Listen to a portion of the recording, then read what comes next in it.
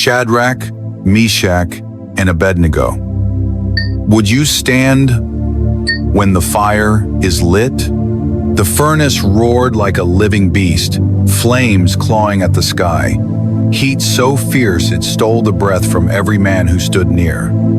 Yet 3 young men stood unmoving, their backs straight, their eyes fixed not on the fire, but on heaven. Like this video, share it with someone who needs courage today, and subscribe to the Bible Story Vault for more cinematic Bible stories brought to life.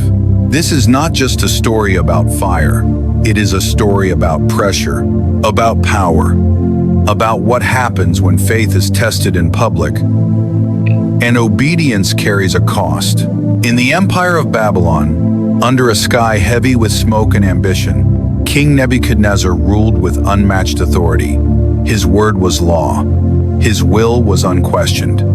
To prove his power, he commanded the construction of a colossal golden statue, towering, radiant, blinding in the sun. It was not merely art, it was a demand. At the sound of music, every nation, every language, every soul was ordered to bow. Trumpets blared, harps sang, drums thundered across the plain of Dura.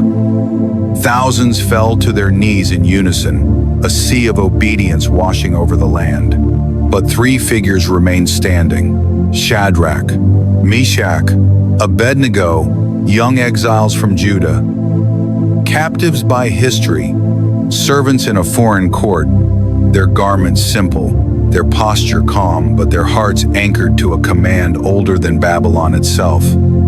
You shall have no other gods before me. Whispers turned to accusations. Eyes narrowed. Fear spread faster than the music ever had. They were dragged before the king. Nebuchadnezzar's throne gleamed, reflecting firelight and fury. His voice cut through the air, sharp and heavy with disbelief. Is it true? He demanded. Do you refuse to bow to my image? The room fell silent. Even the flames seemed to wait. The king leaned forward, eyes burning. I will give you one more chance. When the music plays, bow. But if you do not, you will be thrown into the blazing furnace. And then what God will save you from my hand? Shadrach stepped forward. His voice did not tremble. O king, we do not need to defend ourselves before you. The God we serve is able to deliver us from the fire.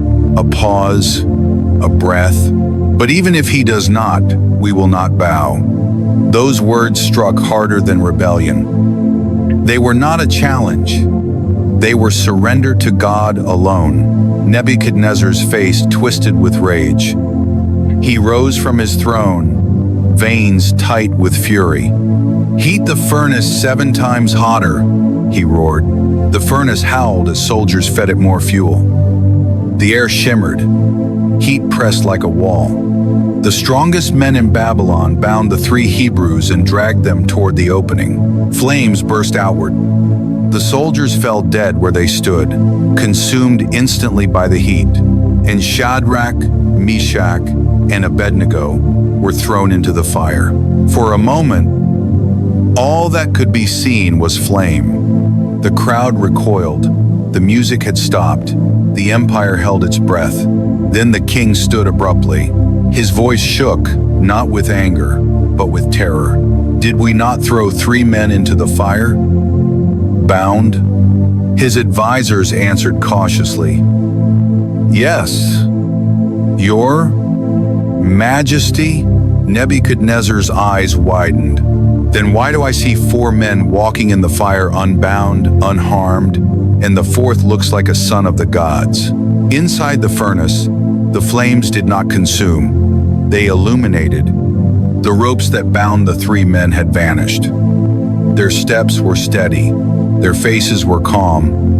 And beside them walked a 4th figure, radiant, authoritative, untouched by the fire.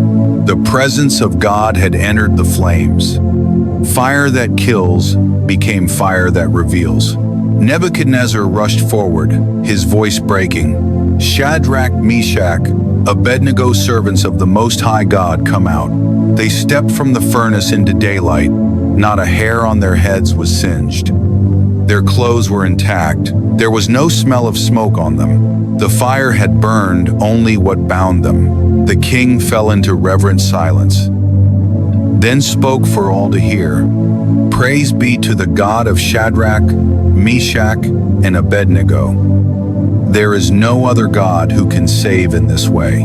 A decree followed honoring the God they refused to deny. But the miracle was not only that they survived the fire, the miracle was that they stood before the fire ever burned. This story echoes through time because the furnace still exists, just in different forms. Pressure to compromise, fear of exclusion, threats to bow to what culture demands instead of what God commands.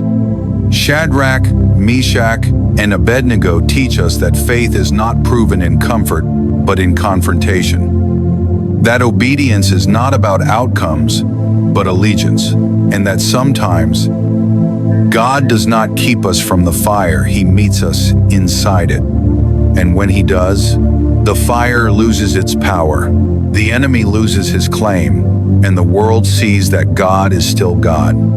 If this story strengthened your faith, subscribe to the Bible Story Vault for more cinematic Bible stories that reveal the power, presence, and faithfulness of God then and now.